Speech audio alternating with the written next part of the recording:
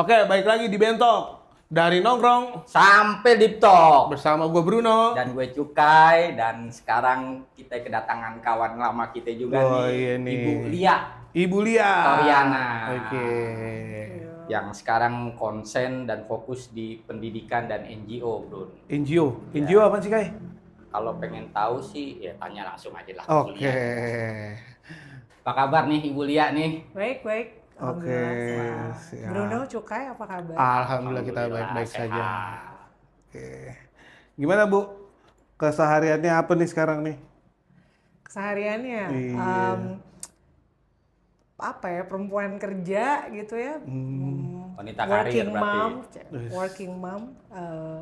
Sehari-hari kerja di salah satu NGO, tadi udah disebut sama Bruno sama Cukai juga nih soal NGO. Jadi dari awal aku berkarir, aku karirnya di NGO, di non-government organizations. Jadi non-government organizations atau NGO itu dia fokusnya sebetulnya pada upaya untuk melakukan perubahan lah untuk masyarakat. Oh, Mungkin pendeknya itu dulu. Sama nih teman saya juga NGO. Apa tuh? Not Good Object. Jadi dia objek bukan subjek ya? Ya, Oke, benar-benar. Udah kayak UFO. Ya, Iya. oh, Benar-benar. jadi nggak jauh Iya. beda lah. ya, suwe. Niatnya ya kan. Benar. Oke. Nah, tuh, udah tahu kan berarti lu bro NGO itu apa? Berarti perubahan. Ya kan? Tadi berubah katanya. Bukan itunya. Perubahannya udah kayak Kotaro Minami ya, berubah gitu. Nggak, tapi pada intinya fokusnya, karena sebenarnya intensi manusia di dunia kan pasti ingin melakukan perubahan yang lebih baik buat masyarakat. Dan sektor sosial, ekonomi, politik itu kan sebetulnya sangat luas Iya. gitu. Iya, betul. Dan berkarir di NGO setidaknya memperpendek upaya kita atau mempercepat upaya kita agar perubahan-perubahan di masyarakat untuk menjadi lebih baik, untuk menjadi lebih sejahtera, untuk menjadi lebih berdaya gitu ya, itu bisa dilakukan. Gitu. Oke. Sekarang ngomong-ngomong, Bu Lia tinggal di mana sih nih? Masih di Depok. Iya, tahu di Depok, Bu. Maksudnya di mana gitu? Aku tinggalnya di Jalan Raya Bogor, di Oh. salah satu perumahan di sekitar Jalan Raya Bogor. Oke. Dibilang ya, dari Bogor lah. Berarti masih di Depok juga katanya, Kai. Nggak jauh-jauh lah. Iya. Ya. Kalau bisa dibilang NGO itu lebih terkenal mungkin LSM mungkin. Ya, Bisa dia dibilang likewise. seperti itu ya. Iya. Kalau LSM kan lu ngerti kan? Apa? Loss Nggak tahu system. juga. LSM. Apa tuh? Ya. Lemes. Anjir, lemes. Itu Letoy LMS. dong. Oh, itu LMS. Letoy dong. Swadaya masyarakat. Oh, lembaga swadaya masyarakat ya, Kai? Nirlaba lah ibaratnya. Mungkin Yes, gitu ya, bisa benar. dibilang seperti Nirlaba. itu ya. Benar. Kayak itu yang mart-mart itu. Mata apa ya? Nirlaba. Apa sih ini yang lu bahas? Ini yang tanya langsung ke orangnya yang lebih tahu deh. Tadi kan Bruno nanyain tuh, gue soal alamat gue di mana. Roman-romannya lu pinjol atau matel? Lah, emang gaweannya dia itu matel. Privasi, Ya udah lah. privasi. Privasi juga biar dia tahu lah orang kawan kita juga. Bener, biar tahu ya, biar Iyalah. kenal. Oh iya, sekarang Bu ngomong-ngomong nih Bu. Lo dari cita SMP tuh apa sih? Apakah lo berkeinginan emang buat mau jadi NGO atau apa gitu? Gue tuh inget banget satu kelas, waktu itu kelasnya BP tuh. Dulu kan kita kelas BP ada ya? Ya kelas BP. 26. Bimbingan Penyuluhan. konseling gitu kan. Iya, oke. Kan biasanya kita suka diberikan motivasi itu. Iya, betul. Nah, di kelas BP itu kan dulu kita suka ditanya kan, lo mau jadi apa? Satu-satu, ayo anak-anak kita mau jadi apa gitu kan. Nah, yang gue inget banget waktu itu ketika gue ditanya itu, dari banyak jawaban kanan kiri gitu ya teman-teman kita, gue tuh dulu mau jawab memang gue pengen jadi ambassador gitu. Jadi gue pengen banget keliling dunia lah gitu, punya akses untuk keliling dunia, punya akses untuk bisa ada di ruang-ruang pengambilan keputusan di luar negeri kayak gitulah kurang lebih gitu kan. Lalu setelah gue masuk SMA gitu ya, setelah gue lulus, lalu gue masuk kuliah, ternyata ruang itu tidak atau belum benar-benar bisa gue dapatkan, tapi dengan cara lain gitu. Jadi waktu itu gue lulus SMA, gue masuk UI gitu ya, kuliah gue di UI dan gue ambil ilmu politik, FISIP. Karena jalurnya gue masih pengen banget buat jadi ambassador gitu, gue kerja di Kementerian Luar Negeri kayak gitulah. Namun ya takdir berkata lain dan kemudian gue menemukan justru jalur langitnya gitu ya itu di NGO ini. Tapi Gitu. lo pas mikir jadi ambasador itu udah kepikiran konsen di pendidikan atau di NGO itu udah kepikiran belum itu?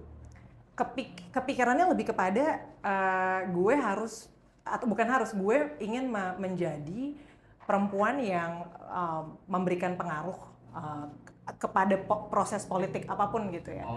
Kayak Lebih gitu. luas malah lingkupnya. Lebih luas jatuhnya. lingkupnya dan ternyata memberikan pengaruh di ruang-ruang pengambilan keputusan politik kan tidak mesti ada di Kementerian Luar Negeri Ya, atau tidak mesti menjadi betul. ambassador. Sebenarnya ruang-ruang pengambilan keputusan politik apalagi yang dilakukan perempuan itu kan sangat sedikit gitu. Iya. Nah, gue mau menjadi salah satu orang yang bisa memberikan itu setidaknya. Iya. Terus saya mau nanya lagi nih, waktu zaman SMP nih kita nih, lu pernah ekskul apa sih? Ekskul gue tuh waktu SMP itu gue sempet basket juga. Oh, basket. Iya, gue sempet basket. Gue sempet perpustakaan dulu. Ini kan sih KPP namanya, kelompok pencinta perpustakaan tuh. Waduh, apa tuh Pernah Kak? baca kayak gitu berdua pas sekolah. Nggak, ada namanya kelompok pencinta perpustakaan tuh. Gue agak lupa inget ya. Itu SMP atau SMA, tapi sering nongkrong lah di perpustakaan kita. Sayangnya dulu, dan ini concern gue juga ya, karena sekarang gue di isu pendidikan, ruang baca kita, terutama di sekolah-sekolah, itu memang sangat penting sekali dioptimalkan gitu ya. Memang masih minim dah Betul. ruang baca dan bahkan tingkat literasi numerasi kita, Cukai Bruno, itu adalah hal yang menurut gue penting banget untuk jadi concern kita gitu, karena tingkat literasi dan numerasi kita itu masih bisa dibilang Minim. Kurang ya. tertinggal Oke. gitu. Minat bacanya kurang ya di Indonesia itu. Iya, kayak misalnya gini deh, lo pernah nggak sih lihat baca komenan Instagram atau sosial media netizen nanya apa padahal keterangannya udah ada di post gitu, udah ada di feednya. Oh iya benar. Kak, ini daftarnya di mana? Ya, udah ada di posternya. Iya benar. Hal sederhana misalnya seperti itu. Padahal udah ada tuh ya kan di atas ya kan. Tapi gue ingetnya pas dulu dia sekolah mah nggak di perpus, Bu. Di mana tuh? Di lapangan pakai anduk dia gini kan lempar. Cih, pakai anduk. Habis mandi, pakai anduk. Geng-gengan pakai anduk gitu, anduk kecil yang model selampe gitu. Oh, geng anduk ya. Nah itu tahu deh, tanya aja langsung masih inget nggak dia tuh. Tapi sekarang malu ditanyain kayak begitu ya kan? Ya ampun, gue appreciate banget loh, Cukai inget ya. Makanya gue sampai senyum-senyum. Iya ya, dulu kita sering bawa anduk-anduk kecil karena mungkin tren dulu bawa anduk Nah, kecil kan, itu. anduk kecil yang warna-warna lucu gitu loh, yang benar. kartun-kartun apalah gitu ya. Iya ya, gue inget banget. Lebih ke karena ngikutin tren gak sih waktu itu bawa-bawa gituan gitu kan. Kalau sekarang mungkin bawanya sih skincare kali ya. Sekarang gitu kayak touch up di mana-mana. Apa ya sepanjang waktu ya kan? Lebih ke itu sih, yes. Berarti masih inget ya? Gue itu masih dia. inget banget dan gue makasih loh Cukai gue sampai tadi nanya kita tongkrongan dulu di mana ya. Thank Itu you for- anduknya masih ada nggak tuh sampai sekarang? Nah itu pusaka tuh, jangan-jangan tuh. Aduh. Iya. Oh ya sekarang kalau misalnya itu guru favorit lo siapa sih? Pas di sekolah Pas di dulu. sekolah dulu tuh zaman kita sekolah. Guru favorit banyak sebenarnya ya. Hmm. Salah banyak ya, salah banyak ya. Nggak naik kalau salah banyak. Iya benar. Pak Oktori salah satu. Oh guru matematika. Matematika. Oke. Kenapa?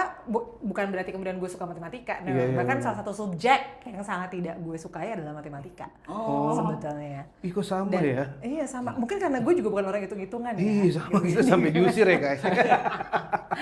Salah satunya Pak Oktori. Kenapa? Menurut gue apapun subjek mata pelajaran lo, mungkin kita kesel nggak suka, tapi delivery, cara mendeliver penyampaian guru itu penting banget. Dan sebenarnya di dalam satuan pendidikan, di dalam kelas lah gitu ya. Salah satu faktor terpenting tuh adalah sebetulnya tenaga pendidiknya, gurunya gitu. Mungkin kita nggak suka sama subjeknya, mungkin ngafalin biologi gitu ya. Dulu inget nggak sih guru biologi kita? Oh my god. Bu Eki. Iya, ada Bu Eki dan satu lagi Pak Ahmad. Dan kita Ahmad. diminta buat bikin, ingat nggak sih kayak jenis vertebrata, invertebrata, terus ya kan misalnya contohnya terus aves, vertebrata, mammalians gitu kan, mammal segala macam. Itu kan mencoba untuk mengingat. Jadi sebenarnya mungkin subjeknya kita nggak suka, kita mungkin nggak suka biologi, kita mungkin nggak suka fisika, mungkin kita nggak suka matematika ya. Tetapi guru itu memegang peranan penting di kelas sehingga kita tuh jadi suka mungkin atau jadi mau belajar itu. Oke, oke. Aus nih. Oh Dari iya, tadi belum dikasih ngomong minum mulu. nih. Aduh, John, Gimana sih? air 3. Yuk, tunggu. Nah, ada lagi nggak yang mau lu tanya ini? Masa-masa Ibu Lia pas di SMP dulu nih. Iya, kalau gua kan banyak tuh ya kan. Banyak apa? Guru yang Isim bingung sih. juga. Oh, Eh, Kuliah. iya. thank you. Sorry nih lama nih. Makasih, Gila. Jun. Thank you. Bang Jun, Bang Jun. Kasih ya Bang Jun. Kuliah nih, tolong nih dibenerin nih. Kenapa tuh? Ini. Apanya koslet emang? Iya, kita bertiga mah sama ini, sama-sama koslet. Beda takaran aja. Ya kerusakannya aja. Yuk, sip. Udah ya. Kasih ya. Thank you, Thank you Jun. Deh diminum dulu. Ya. Thank Oke. you, thank you. Waduh, gila. Mantap. Banget. Ngomong-ngomong nih Bu, mau nanya, jurusan lo apa sih? Pas Pas. mana nih? Pas Iya, kuliah. pas kuliah. Tadi kan dijelasin ilmu politik ya Bu ya. Benar. Nah, Masuk nggak sih sama sekarang nih NGO itu sih? Maksudnya ada hubungannya apa sih gitu loh? Iya, jadi aku ambil S1 ilmu politik di FISIP Universitas Indonesia dan S2 aku juga ilmu politik di FISIP UI juga. Nyambungnya nyambung banget sebenarnya. Jadi karena memang mungkin karena udah di prepare ya kayak Bruno ya. Jadi memang udah di prepare bahwa mimpi-mimpi yang akan gue raih itu adalah yang tadi itu gitu ya, mencoba melakukan perubahan tadi dan nyambungnya dan gue rasa penting banget sebetulnya memetakan apa sih mimpi kita, cara mencapainya dan langkah-langkah untuk kemudian menggapai itu. Jadi nyambung banget. Berarti udah di setting ya dari awal ya. Ini gue mau sekolah ini, maunya kayak gini. sesuai berarti dia Sesuai. ngambil ilmu kejuruannya Benar. dengan bidang pekerjaan yang sekarang. Iya benar Kan sih. konsen dia, terus fokusnya di satu jalur berarti. Yes. Iya kan? Konsisten pada Konsisten. konteks ya itu tadi jurusan kuliah sampai pekerjaan. Sesuai berarti lah sampai S2 di FISIP UI juga. Iya, masih. gue lanjut S2 juga di sana. Gitu. Nah, nih Bu Lia, saya pengen bertanya nih, di NGO itu ada jabatan atau jenjang karirnya nggak sih sebenarnya itu? Dan seperti apa gitu? Kayaknya sih hampir di banyak semua organisasi, instansi, institusi pasti ada jenjang karirnya ya. Dan di NGO juga demikian gitu. Aku pernah kerja di NGO lokal, nasional, internasional dan semua punya jenjang karirnya gitu ya. Gue inget banget, gue mengawali karir tuh dari magang justru. Oh, awalnya Jadi, magang. Awalnya malah. magang, awalnya bahkan magang gitu ya. Dan itu kan sangat umum lah ya, mengawali pasti, karir dengan pasti. magang gitu ya. Jadi 2007 waktu itu pas lagi nyusun skripsi, itu magang di salah satu NGO internasional yang base-nya tuh di Kanada gitu. Jadi Base-nya dia- di Kanada. Iya, base-nya di Kanada, tapi headquarter-nya di Kanada, tapi dia punya kantor di Indonesia gitu. Nah, di situ gue belajar pertama kali mengenai penanganan emergency response itu untuk korban tsunami. Korban Kalau tsunami iya, Aceh. korban Tsunami tsunami Aceh. Aceh bener banget. Dulu ngurusin rusunami tuh. Jadi belajar banget dari organisasi NGO ini gitu ya. Di 2007 dari anak magang dan kerjaannya anak magang tuh Bruno Cukai ya sama kayak kerja anak magang yang lain dari mulai gue inget banget bikin clippingan koran Oh, gitu ya. banyak disuruh-suruhnya dulu lah Iya, ya. dari clippingan koran, dari gimana gue bikin news analysis. Jadi gue menganalisis berita-berita mengenai tsunami gitu ya dan apa yang sudah kita lakukan, sentimen positif dan negatif terkait NGO kita berkaitan dengan dukungan itu gitu ya. Jadi dari yang sangat bahkan basic yang sangat bawah sekali gitu Dasar ya. lah. Yes, yang sangat dasar sekali sampai kemudian seiring berjalannya waktu belajar, testing gitu ya, diuji untuk bisa nggak mimpin tim dan sebagainya dan ya alhamdulillah sampai sekarang di level manajerial kayak gitu. Luar biasa. Belum udah.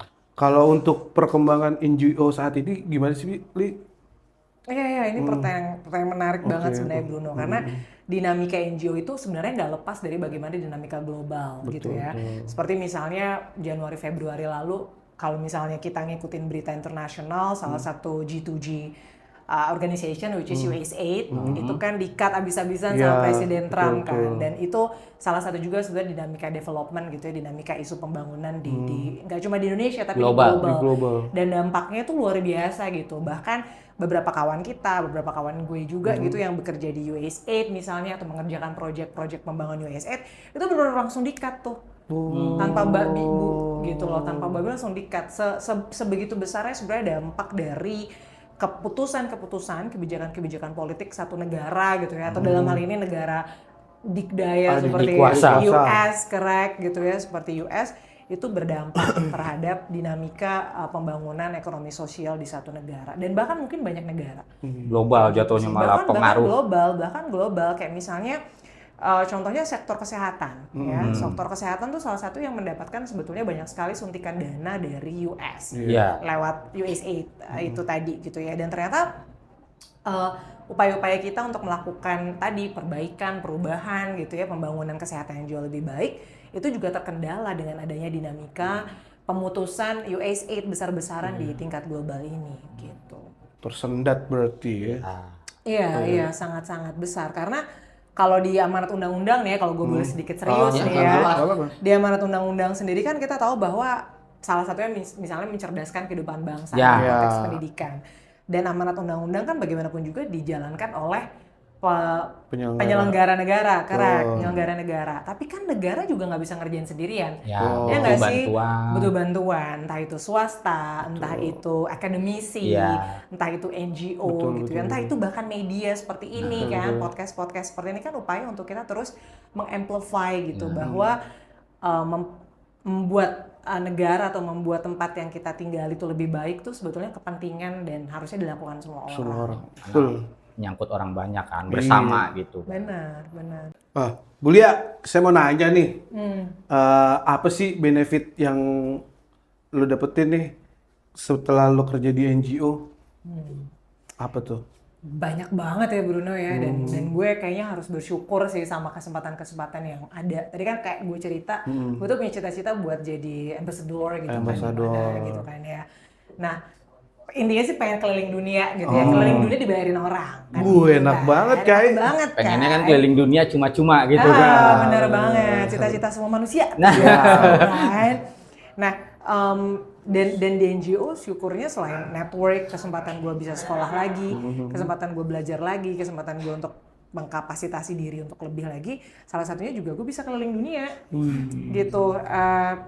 Dan ya mungkin hampir semua benua udah gue Jelajahin lalui ya? lah gitu ya, jelajahi dan belajar gitu sebetulnya dari kesempatan demi kesempatan gitu. Beberapa kesempatan yang misalnya pengen gue highlight, 2014 tuh gue, 2014-2015 waktu itu cukai gue ke UN Quarter di New York City gitu.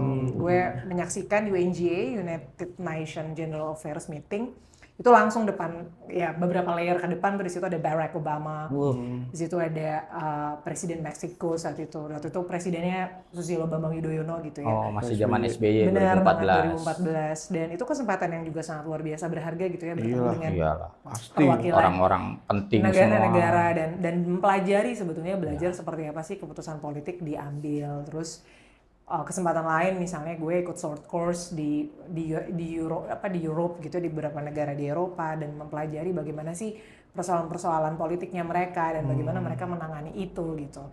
Ada juga satu pengalaman menarik saat gue ke Tunisia waktu itu. Gimana tuh? 2016. Gue Afrika. ingat banget. Exactly, Afrika Utara, Tunisia. Di Tunis, jadi ketika gue lagi transit di Qatar, di Doha gitu, itu mereka lagi diserang, jadi intinya terjadi pengeboman di US Embassy.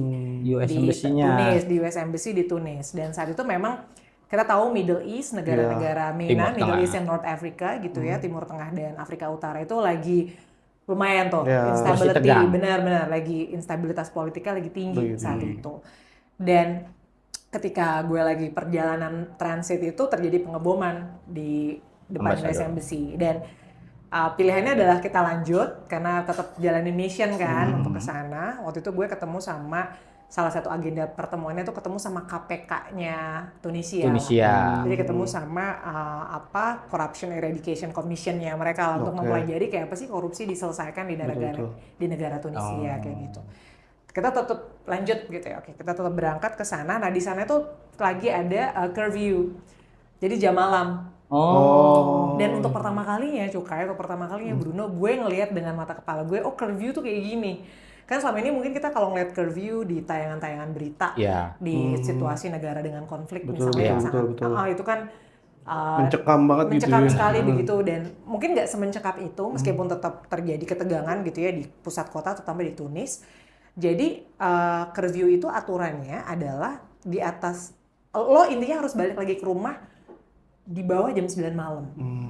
Jadi batas akhirnya itu cuma sampai jam 9 malam. Nah, yang terjadi adalah semua manusia kan merangsek ada di pusat kota untuk kembali ke rumah. Betul. Ya kan? Jadi itu macetnya macet banget. Jadi hampir 5 crowded hari. jatuhnya, Malah crowded, dan jadi ada suara apa namanya? Sirine, bener banget, sirine yang itu ngingetin terus gitu. Jadi lumayan secara nuansa kebatinan anxious ya. Sebenarnya lumayan bikin cemas gitu. Tapi gue jadi punya pengalaman di sana.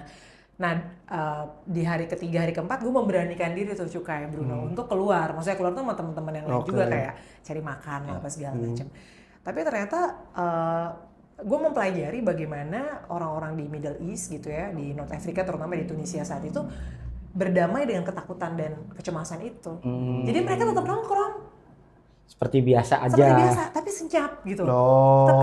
Tetap ada yang nongkrong, ada yang makan, karena kan ya kayak di sini warkopnya kayak gitu kali ya. Orang mah lapar-lapar aja tengah malam, kita keluar aja gitu. Dan gue jadi melihat gitu, bagaimana sih jam malam diberlakukan, dan pasca jam malam misalnya selesai gitu, dianggap sebenarnya semua warga udah balik ke rumah, tapi sebetulnya kehidupan tuh tetap terjadi gitu. Itu menarik sih, gue mempelajari situasinya gitu loh, termasuk juga negara-negara di Asia gitu. Kan kita selama ini sering sekali mengglorifikasi Eropa, Amerika gitu ya, mengglorifikasi negara-negara yang kayaknya jauh banget sama kita gitu. Padahal sebenarnya potensi-potensi juga banyak didapatkan di Asia gitu. Kemarin baru banget Februari gue ke Taiwan, dan gue sampai pengen balik lagi ke sana. Karena yang namanya di Taipei, di Taiwan itu ya, di beberapa kota di sana itu negaranya semadani itu Cukai. Semadani itu sampai misalnya salah satu teman gue, dia ketinggalan handphone di taksi jam 4:30 sore. Like benar-benar ketinggalan handphone gitu. Terus teman kita yang orang Taipei asli gitu ya, sana kayak, oh yaudah kita ke polisi aja. Terus kita yang kayak skeptis gitu ya, ngapain polisi? Udahlah, udah relain aja, udah beli baru gitu ya. Udahlah lem biru lah nih, udah gitu kan. Beli baru. Terus kita ke pos polisinya itu, dan di pos polisinya itu laporan kita, dan itu dilayani dengan benar-benar Bruno. Dilayani, dia nanya, tadi hilangnya jam berapa? Oh 4:30, di jalan apa? Oh di jalan A gitu ya. Itu yang namanya satu layar di satu ruangannya dia, itu semua CCTV. Big Brothers lah. Jadi semua tuh CCTV Bruno, dan CCTV-nya jalan, bukan cuma pajangan. Iya, benar-benar. Beneran jalan tuh. Oh, kerja tuh CCTV lah. CCTV. Udah, dan gue baru pertama kali lihat juga ya. CCTV tuh dia punya mekanisme, gue pikir bakal pecah ya. Itu ketika digedein gitu ya, itu kelihatan. Zoom berapa puluh kali gitu ya. Oh di jalan ini kamu bukan. Jadi dari sekian gambar akhirnya dispesifikasi di satu waktu. Iya betul, itu saya gitu. Oh di dalam akhirnya, mobil ini kamu. Di dalam gitu. mobil ini, dan mobil taksinya ada, nomor taksinya ada, telepon. Nomor taksinya, nih bla bla bla nih ketinggalan. Oh iya bener, janjian kembali itu handphone. Segitunya ya pelayanan publiknya dia. Lost and found itu salah satu menurut gue ya indikator negara bener lah gitu kan. Betul. Lost and found itu yang pertama. Yang kedua tuh jalanan rayanya. Yang namanya lo keluar negeri, kalau negaranya bener nih, lo tuh bawaannya tiap hari mau jalan, lo enak jalan kaki, ya nggak sih? Karena trotoarnya bener. Nggak ada lo jalan terus lo dijambret tuh nggak ada. Karena semua safe, bener banget. Lo aman ada di jalan, sampai jam berapapun lo aman. Itu menurut gue indikator negara benar. Betul. Gitu. Taiwan salah satunya. Tadi kan udah nih semua penjelasan dari Bulia nih. Sekarang gue pengen nanya lagi nih Bulia nih. Sekarang lo bergerak di NGOP ini, bergerak di apa sih? Maksudnya sibukan lo nih. Jadi sejak 2021 Bruno, gue fokus bekerja di organisasi filantropi yang dia pekerjaan utamanya atau bisnis core utamanya itu adalah pendidikan. Concern di pendidikan. Concern di pendidikan gitu ya. Jadi setelah gue melalang buana dari 2007 sampai 2021 lah, kurang lebih 14 tahun gitu ya, mulai dari NGO di isu gender, NGO di isu human rights, NGO di isu Macam-macam lah. macam-macam lah gitu ya, udah multi sector dijajaki. issues, bener. Dan gue balik ke isu pendidikan gitu. Pendidikan. Yang sebenarnya basic, pelayanan publik basic itu kan salah satunya pendidikan, Ya, ya nggak sih? Dari 2021 gue di NGO di bidang pendidikan ini. Yang kita kerjakan banyak banget life cycle lah, life cycle gitu ya, dari sebetulnya concern untuk pendidikan anak usia dini gitu ya, sampai dengan jenjang pendidikan tinggi kayak gitu.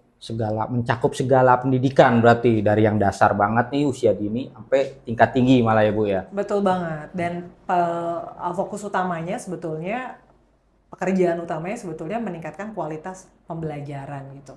Karena tujuannya nanti yang mau dicapai adalah bagaimana sih supaya peluang yang diakses sama semua anak-anak kita itu tuh setara gitu loh. Dari Merauke sampai Sabang, semuanya tuh berhak loh sama pendidikan yang berkualitas. Berhak loh sama pendidikan yang tidak mengekang gitu ya. Pendidikan yang memang untuk semua gitu. Pendidikan yang memang harusnya dirasakan dan harusnya diakses oleh semua tanpa kecuali gitu. Yes, jadi sistem informasinya mungkin lebih merata kali ya Bu ya, kurang Iya, lebih. iya, dan iya betul-betul. Selain sistem informasi, yang paling penting adalah kualitas gitu. Kita tidak bisa memungkiri bahwa untuk bisa bersekolah bagus, kita harus ke kota. Pasti, Iya nggak sih? benar. Iya nggak sih?